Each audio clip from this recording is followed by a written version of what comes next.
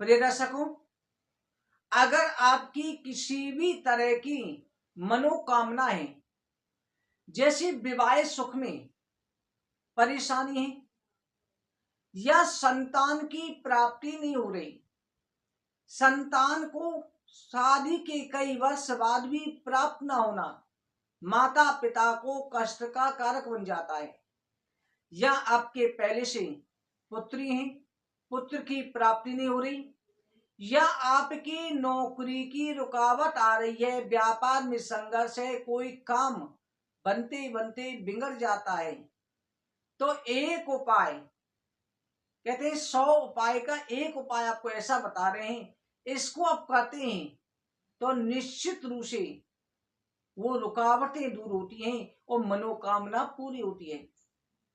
आपको करना यह है कि आपको किसी भी महीने की 9वीं के दिन स्नान कर लेना है।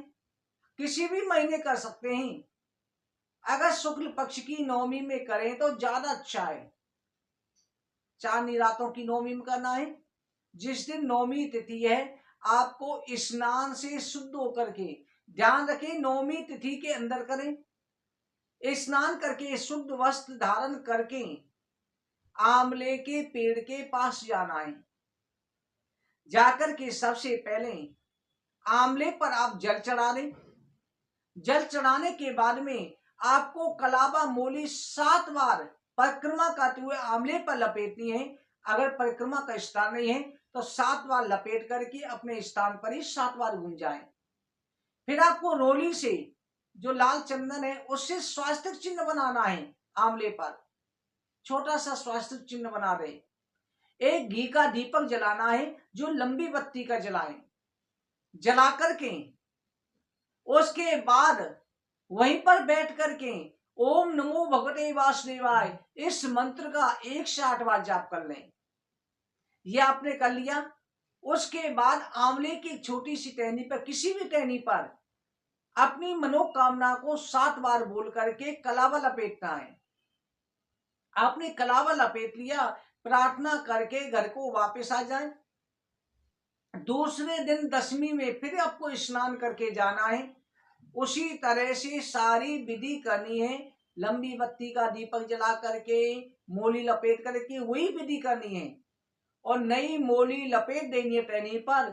जो एक दिन पहले मोली लपेटी थी उसी खोल करके जो टहनी पर लपेटी थी मनोकामना भूल करके, अगर स्त्री कर रही है तो बाएं हाथ में, अगर कुंवारी कन्या या पुरुष कर रहे हैं, लड़का कर रहे हैं तो सीधे हाथ में उसे बांध लें।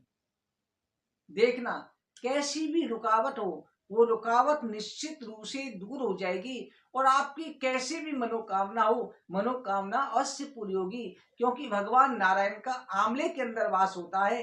निश्चित रूप से मनोकामना पूरी होती है। कई सब्सक्राइबरों का कहना होता है गुरुजी हमारे पास आंवला नहीं है। अगर आंवला नहीं है तो आप तुलसी का भी पूजन कर सकते हैं।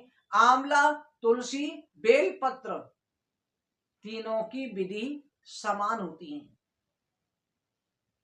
तो आप इनमें कहीं भी कर सकते हैं। प्रथम लक्ष्य आंवला रखें। आंवला नहीं है तब इन पेड़ों के नीचे कर सकते हैं। प्रिय दर्शकों, इस उपाय को पूरे श्रद्धा विश्वास से करें। आप सभी को जय श्री कृष्ण।